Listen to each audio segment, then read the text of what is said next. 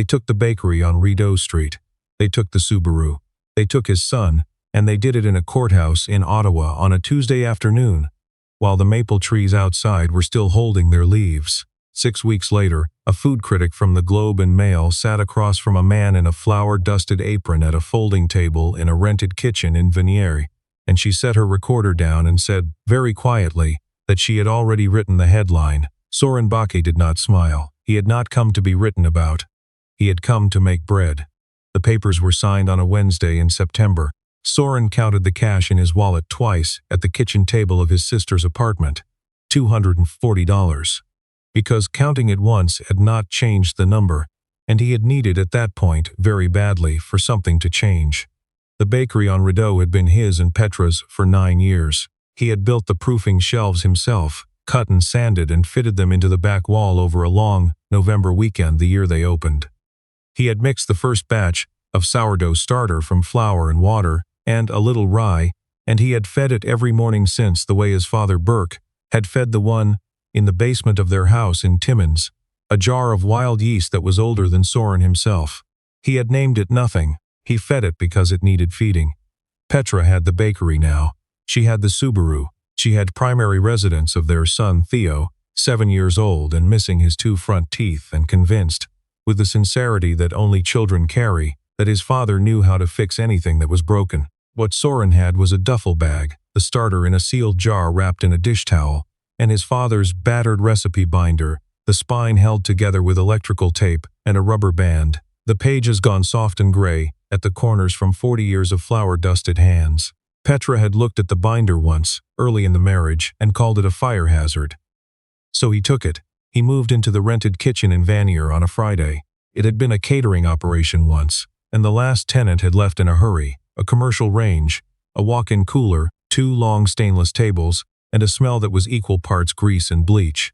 The landlord, a man named Gus who wore the same canvas jacket every time Soren saw him, said $800 a month. You clean your own grease trap, and spat sunflower seeds into a coffee can while he said it. Soren moved in that night. He slept on a camping mat in the corner near the range for warmth, and woke to the sound of the Vanier bus passing in the dark outside. The first thing he did was feed the starter. The second thing he did was call Theo, who was staying with Petra's mother that week, and listen to the boy describe, in precise and exhaustive detail, the plot of a movie about a dog who drove a fire truck. On Theo's first overnight visit, the boy came through the door of the kitchen carrying a drawing folded in quarters. He had drawn the 2 stainless tables in the big range, and Soren standing behind the counter, taller than the ceiling, because Theo drew people the way children draw what they want rather than what they see. Across the top, in the careful letters of someone who had only recently learned that letters had to be careful, it said, Dad's Real Kitchen. Soren taped it to the door of the walk-in cooler and stood looking at it for a longer time than he intended. The court had assigned a parenting assessor in October. She introduced herself as Mireille Okafor, appointed through the Ontario office of the children's lawyer, and she said it the way someone reads a memo they did not write. She had a bag over one shoulder and a tablet in her hand, and she looked at the rented kitchen the way a person looks at a thing they were not warned about. She asked where Theo would sleep. There's a cot in the back. By the end of the week it'll be a proper bed. She typed something. And how are you managing income at the moment? I'm managing it. She typed that too. She asked whether the space met fire code, whether the cooler locked from the outside, whether Soren had documentation of the rental agreement. He answered every question she asked, and none of the ones she didn't, and when she left, the door swung shut behind her on its slow hydraulic hinge, and he went back to the bench and the dough he had left to rest. She came back the following week 20 minutes earlier than she said she would, and she found the door propped open and Theo there on an overturned milk crate, very serious, pressing his small palm flat to the side of the proofing bag the way Soren had shown him. It's breathing, Theo said, to no one in particular, because he had already said it to himself a dozen times and was still not over it. Mireille set her bag down by the door. She did the walkthrough she was there to do. The exits, the fire extinguisher, the cot that had become in 8 days a proper single bed with a fitted sheet and a pillow in a blue case and a lamp on an overturned crate beside it. On the stainless table nearest the window she found Theo's drawing still taped to the cooler door and below it, spread flat and held open with 2 ramekins, Burke's recipe binder. She lifted one corner of the cover and looked at the first page. The date at the top was 1974. The handwriting below it was not Soren's. Below the recipe, in a different pen and a different year, was a notation in a second hand. Soren's, she would later understand, that said, "Have the salt, works better in humid months." Under the binder on the table were 3 sealed envelopes. She did not open them. She noted them and moved on. Later she would learn they were from the Canadian Intellectual Property Office. 3 registered trademarks and a design patent for a proofing rack system that had been quietly licensed for commercial bakeries in Ontario and one in British Columbia. Filed 6 years ago. Income accruing every quarter to a numbered company she had no access to yet, which was why the man in the file was listed as self-employed, income variable, and why the file she had been handed looked exactly the way someone had wanted it to look. Soren did not point to the envelopes. He did not mention the trademarks. He was crouched at the open oven door with Theo's face beside his, the boy watching the dark bloom of a sourdough loaf with the gravity of someone witnessing something important, which he was. "You see how the crust is doing that?" Soren said. "It's cracking, that's it breathing again. Let go. Coming out." Morel had stopped writing somewhere around the moment Theo said breathing, and she had not started again. Her phone buzzed. A message from her supervisor, marked priority. "The Baki matter has been expedited at the applicant's request. A SASA recommendation required by end of month." She read it twice. She knew what expedited meant. She also knew who had the resources to expedite a thing, and it was not the man proofing bread in a rented kitchen in Vanier. The thing about a system built to move quickly is that it depends on no one stopping to look carefully. Soren understood this, in a way he hadn't had words for at the time. He had understood it in the spring, looking back, when he could finally see the whole shape of it, and not just the edge of each piece as it landed. He and Petra had opened the bakery the year after Theo was born.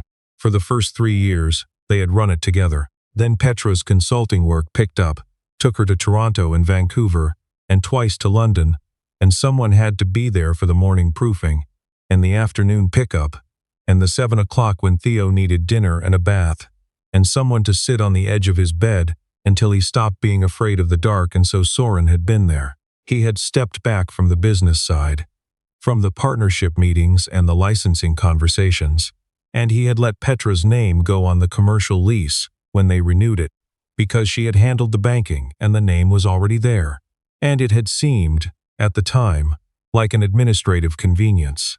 He had thought a great many things were administrative conveniences. In that year, Petra had hired a lawyer the February before she filed. She had moved the business account to a new institution in March. She had the commercial lease transferred into a sole proprietorship in May. She filed in August before the licensing royalties from the BC bakery had begun to appear in any document that a family court would recognize as Soren's income. Every step landed in the window before the thing that would have changed the math became visible. He had thought it was bad timing. He had thought a lot of things. The neighborhood did not rush to offer him the benefit of any doubt. A supplier he had bought from for 7 years stopped returning his calls without explanation. A woman he had known from Theo's school pickup looked past him in the grocery aisle. In the particular way people look past someone who has become, in some unspoken way, a cautionary subject. His application for a small business loan was declined in a phone call that lasted 4 minutes, and the voice on the other end had been so carefully neutral that he had known, by the end of it, that the answer had been decided before the call was made. He bought flour with the money he had. He bought salt and yeast and a 50-pound bag of heritage wheat from a mill in Perth.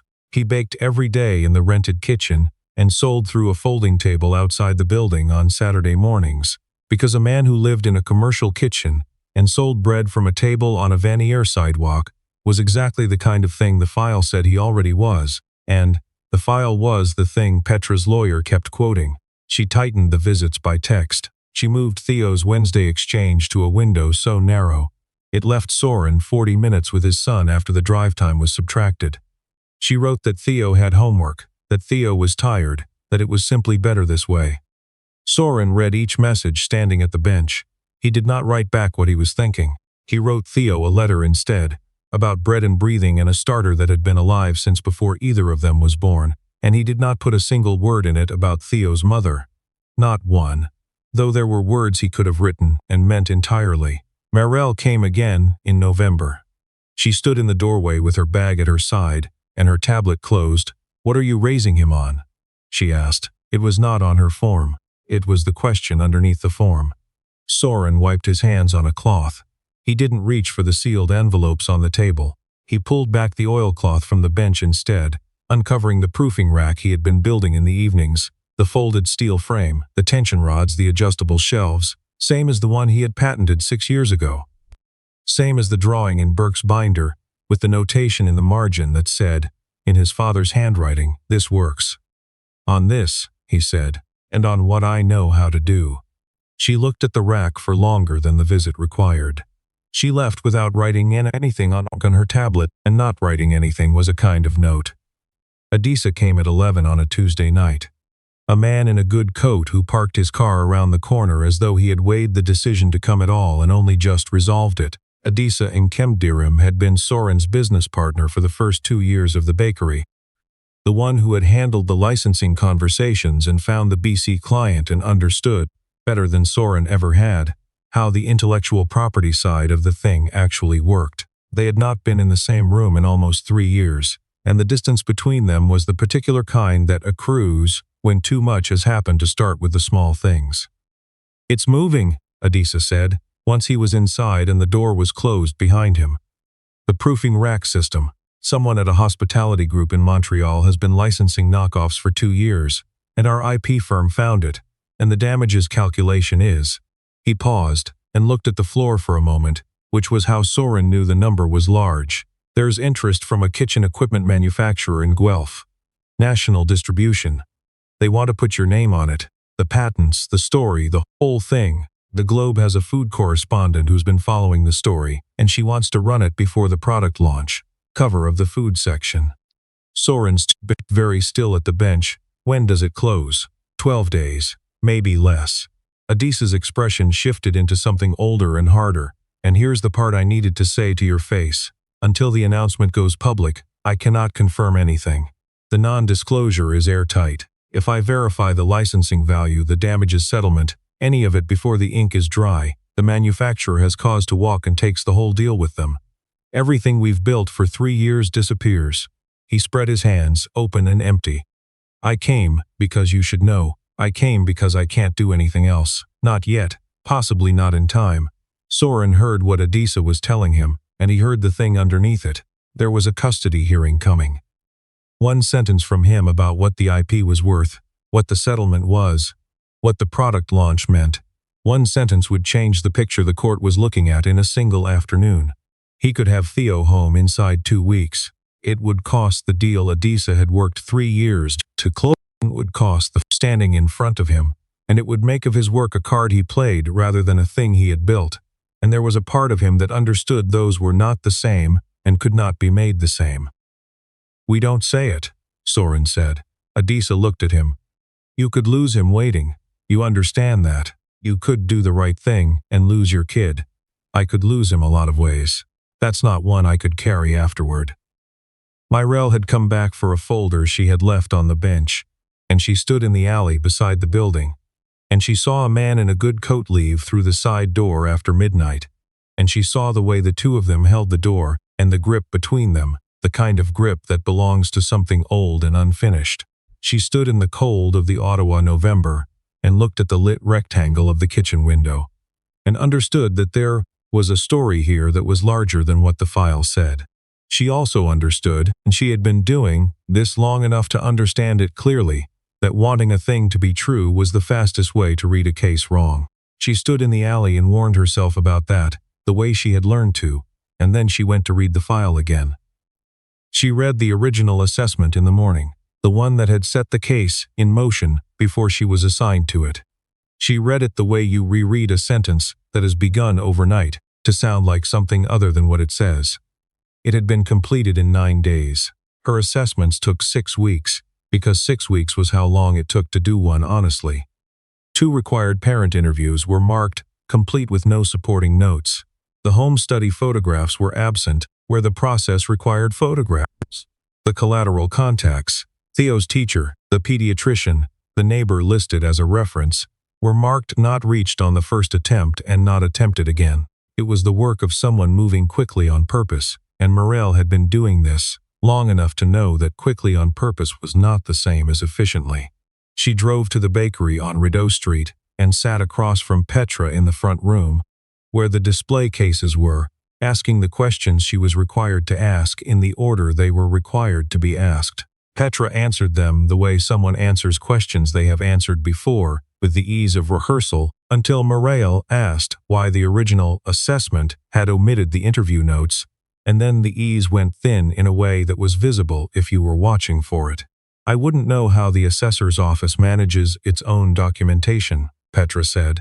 She set her coffee down with a care that was its own kind of signal. What I do know is that certain people have taken a significant interest in how this case resolves.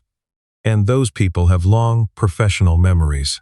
I'd think about that before spending too many hours revisiting closed paperwork. It was said pleasantly, with the courtesy of someone who has never needed to raise their voice to be heard. Morel wrote nothing in her notes, because she did not need to write down something she would not forget.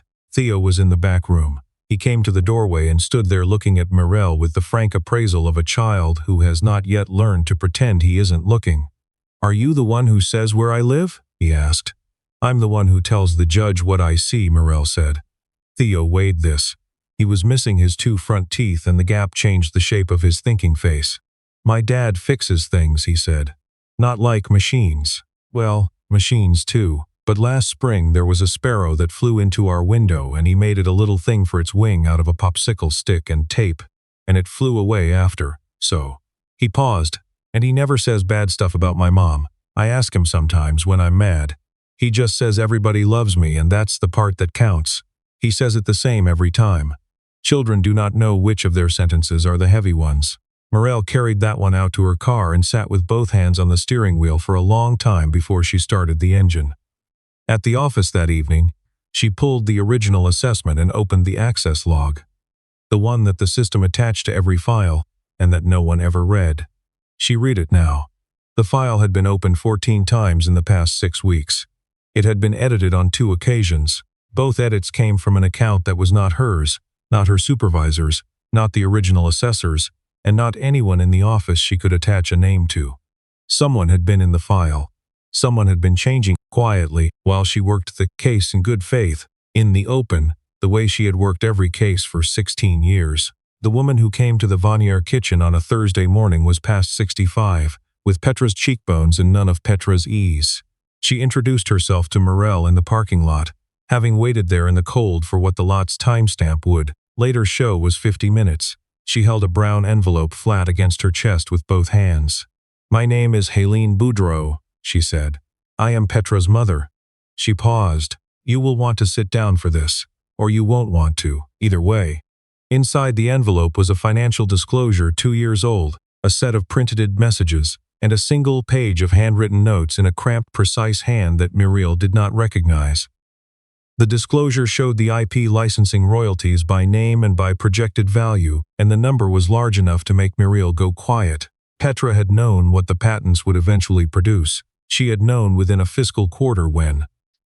The messages ran between Petra and a man named Clifford Vane, who held a seat on the board of a property development firm and had, in the past 18 months, made 3 separate donations to the re-election campaign of a regional councillor, who also sat on the oversight committee for the family court roster. "We finalize before the licensing becomes declarable," one message read. "After that, he's a business asset holder and everything splits. Before that, he's a man baking bread in Vanier, and the optics are entirely ours. Timing, Mom. It's always timing."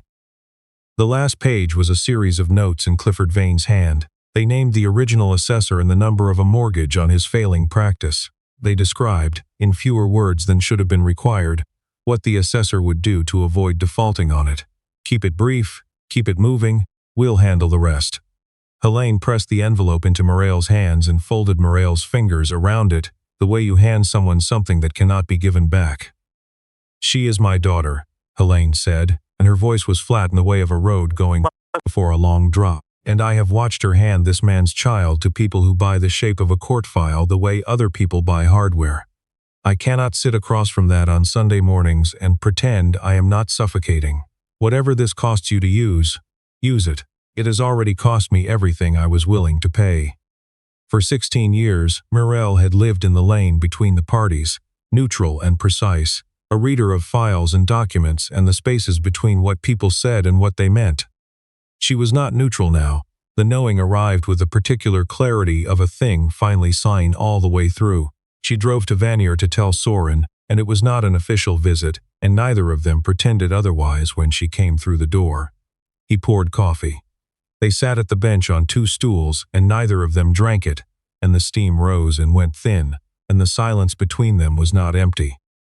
It was a line, and the line had been moving for weeks, and they were both close enough to see it now. Clifford Vane did not raise his voice in the motion.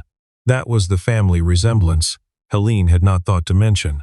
The filing came through proper channels, dressed in proper language, a formal request for the removal of the assessor, on grounds of conflict of interest, citing the unscheduled visits, the contact with members of the respondent's extended network, and what the filing described, in a phrase that had been chosen carefully as her evident personal investment in the matter.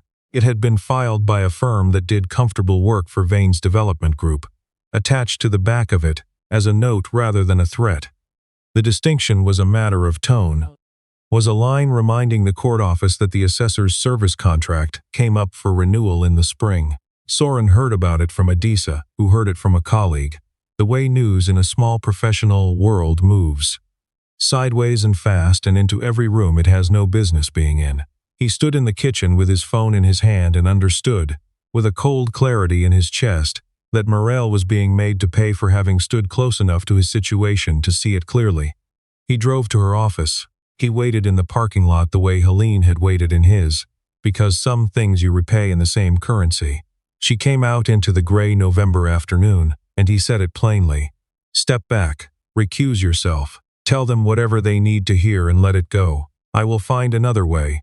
I have always found another way, and I am not going to be the reason they take your work from you. You have given 16 years to this. Myrail looked at him for a moment that ran a full beat past professional. You have spent this entire case holding a roof over other people's heads at the cost of your own, she said. Your partner's deal, your son's name kept out of your mouth even when using it might have won you everything, and now mine. She shook her head, slow and certain. No, I read files true.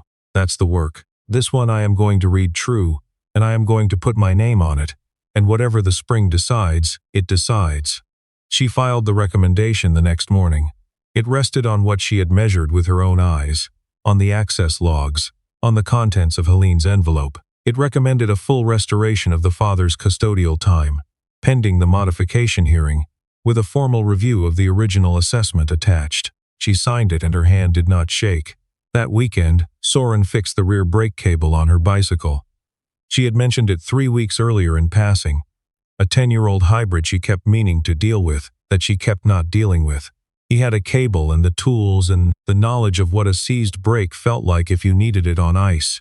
He had it apart, on the bench and back together by Sunday afternoon, lubed and trued and adjusted. He left it outside her building's side door with a note that said only, "Stops properly now." She found it Monday morning. She stood with one hand on the saddle for a moment before she went inside. The hearing and the product launch were going to arrive in the same week. Soren could feel both of them now, 2 separate clocks running toward the same gray morning. He did not know which would hit the hour first, or what would be left of him in the room after. Clifford Vane made his last move, and it was the move of a man who had built his working life on the belief that every surface would yield to enough consistent pressure. He pushed the hearing date forward, hard, spending the kind of goodwill that moving a court calendar requires, until it sat on a Tuesday morning, 3 weeks earlier than it had been. The aim was clean and simple.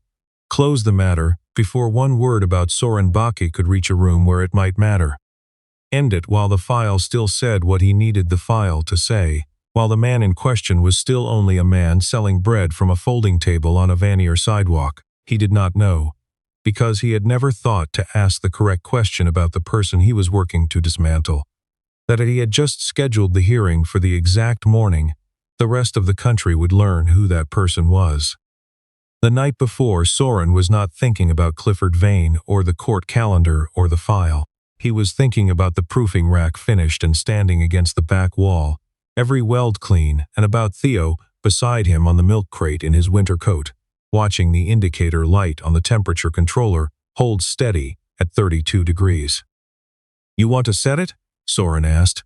Theo looked at him the way he looked at things that were being handed to him. He showed the boy the dial, and Theo set both hands on it, looked up once to confirm, and turned it. The light held. The element kicked on with a quiet click, no drama, no spectacle, just a thing that worked quietly and completely, the same as Burke's starter in the sealed jar on the top shelf, the same as every loaf that had come out of every oven Soren had ever stood in front of. "Did it work?" Theo asked. "Check the gauge." Theo checked it, and his face, when he turned back, was the face of someone who has just learned that they can do a thing. "We did it," Soren said, and he held the moment carefully, the same way he held Theo's drawings to the cooler door. Across the city, a press confirmed a run. The Globe's food section locked its front page for the morning, and the photograph that would run with it. Taken 3 weeks earlier in the Vanieri kitchen without Soren's full understanding of what it was for. Showed a man in a flour-dusted apron standing beside a rack of cooling loaves, his father's recipe binder open on the table behind him, and in the background, half visible on the cooler door, a child's drawing of a tall figure in a kitchen that was taller than its ceiling. The courtroom in the Ottawa courthouse was small and overlit, and the story Clifford Vane's law firm told inside it was a polished story, smooth from rehearsal. No stable income verifiable by the court. No permanent dwelling. A man proofing bread in a rented kitchen in Vanier. No fixed commercial address. No documented revenue. A lifestyle charitably described as transitional. They had photographs of the kitchen taken at an angle that made the cots look like squalor, and the stainless tables look like an afterthought. They read the original assessment aloud, slowly, as though it were the kind of document that had been arrived at honestly. They were reading it when the phones in the gallery began to go. Not loudly, just the soft scatter of screens, lighting in pockets and bags, the small electronic murmur of a story breaking at the top of the hour. The Globe had published. Reclusive Canadian baker behind landmark proofing rack patent. The photographs, the licensing settlement, the product deal, the national distribution, and on the front of the food section, a man in flour and apron in a rented kitchen in Vanier, and behind his shoulder, the binder, and on the door of the cooler, the drawing. The courtroom door opened. Helene Boudreau walked the full length of the aisle and took the stand without looking at her daughter, not once, the whole way there. She submitted the messages and the disclosure, and Clifford Vane's handwritten notes, and she said, under oath, in a voice that did not break so much as go very flat, what Petra had known and when she had known it, and what Clifford Vane had purchased, and from whom. Adisa followed. The non-disclosure had expired at 9 that morning. He confirmed, under oath, the value of the patents and the licensing settlement and the product deal, and he described clearly and without drama what the file had been designed to omit and what the man in the flour-dusted apron had been, quietly, the entire time. Petra was not looking at any of it. She was looking at the newspaper that someone had set on the table between the parties. At the photograph of the kitchen. She had never once stood inside, at the recipe binder in the background that she had called a fire hazard, and at the drawing on the cooler door that she had never seen before and would never see again after today. And she understood, all at once with a finality that arrived quietly and sat down heavily, that what she had thrown out of their shared life was the exact thing that had built every part of it she had thought was hers to take. The seeing changed nothing. It was simply true. Soren did not stand to deliver anything. When the judge asked whether he wished to add anything to the record, he stood and he said one thing. I never wanted the bakery, he said. They could have kept the lease and the cases and every shelf I built. I wanted to be able to take my son to school and be there when he came home and stand in whatever kitchen I could afford and make him something to eat. That is the only thing I came to this building for. Nothing in any newspaper changes a word of it. The court restored shared custody, full and equal, effective that day, and attached to the order was a formal referral for a review of the original assessment and the circumstances of its preparation. Clifford Vane's influence began leaving him in the courtroom, in real time in the particular way that influence leaves when the room can finally see the shape of how it was exercised. His lawyer leaned close to say something that did not have an answer. With the case closed, the thing that had stood between Soren and Morel simply was not standing there anymore. He found her in the corridor afterward, and she was already looking at him when he turned, and neither of them said anything, and the silence between them was the comfortable kind, the kind that has stopped asking to be filled. Clifford Vane lost 2 development contracts before February. Not because anyone moved against him, not formally. The partners simply read the court record and understood what kind of decisions he made when he believed no one with the standing to object was watching. One by one they stopped returning his calls, the way water stops in a pipe that has been shut off somewhere upstream. There were no more calls to return. Petra kept the bakery on Rideau Street. She moved through its front room understanding, with a clarity she had not asked for and could not return, what she had failed to recognize while it sat in front of her every day for 9 years, which is the kind of understanding that does not feel like learning. It feels like arriving somewhere cold. Soren kept the rented kitchen in Vanier. He did not need it. He could have bought the building, or the block, or the street the block sat on. He kept it because Burke Bocky's son was a man who worked in a kitchen and understood bread to be what his father had told him it was, which was patience made edible, which was the kind of thing you did not stop being because a newspaper had printed your photograph. He hired Gus the landlord back to manage the building's front half and told him the rent on the kitchen was 0 now and the wage was real. And it came out, the way these things eventually come out, that Soren had put money into a trust in Theo's name on the day the boy was born, a portion of the early royalties set aside before any of the trouble, so that whatever the world did to Soren in the years between, his son would never once be the line in a file that said he had come from nothing. Theo taped a new drawing to the cooler door beside the old one. 3 figures this time, done in marker, careful and deliberate, the way he was deliberate about things that mattered to him. His father with a bread knife. Himself in the middle, where he had put himself, where he meant to be, and a woman to the right, drawn smaller, holding a clipboard she was not using, because the clipboard was down at her side, and she was just standing there, watching, drawn with the specific care a child gives to the people he has decided are part of the story. On the bench below it, Burke's binder lay open, the rubber band off at last, the pages turned to a section near the back. In the margin of a recipe for dark rye bread, in pencil gone soft and gray from decades of flour-dusted handling, were 5 words in a hand that was not Soren's. The good things outlast the taking. Morel came on a Saturday not for the county. No clipboard, no bag. The bicycle stood outside on its kickstand, the brake cable she had been meaning to fix for 2 years now fixed, doing exactly what it was supposed to do. Soren handed her coffee. This time it was hot. She wrapped both hands around it and held it close, the way you hold something that has made the walk to you from a long way off. Theo's already in the back, Soren said. He wants to show you the rack. Says he's the one who set the temperature, and I should admit that. Should you? Probably. Neither of them said the larger thing. There was no longer any reason to. They stood in the open mouth of the kitchen, with the December cold at their backs, and the warm air of the ovens ahead of them, and the silence between them was the kind that has nothing left to wait for. They took the bakery and the car and his son for a while, and they did it with paperwork and goodwill, and a man whose mortgage could be leveraged into a favor, but the thing that had held all the weight had never once been written in any file, which was precisely the reason it was still here. It had been in his hands the whole time, in a binder held together with electrical tape, in a jar of wild yeast older than either of them, in a 7-year-old boy pressing his palm flat to a proofing bag, in a rented kitchen on a Tuesday morning, learning to feel the thing breathe. He had only ever needed someone to put the clipboard down long enough to see it. Here is the question, and it is the kind that splits a room cleanly in 2. If someone spent a year taking everything that could be taken from you, and then stood at a distance and watched you build all of it back from $200 and a box they had called worthless, would you let them back into your life, or would you let them live with what they kept? Tell me what you think. I read every single one. If this story found you, subscribe, and I will see you in the next one.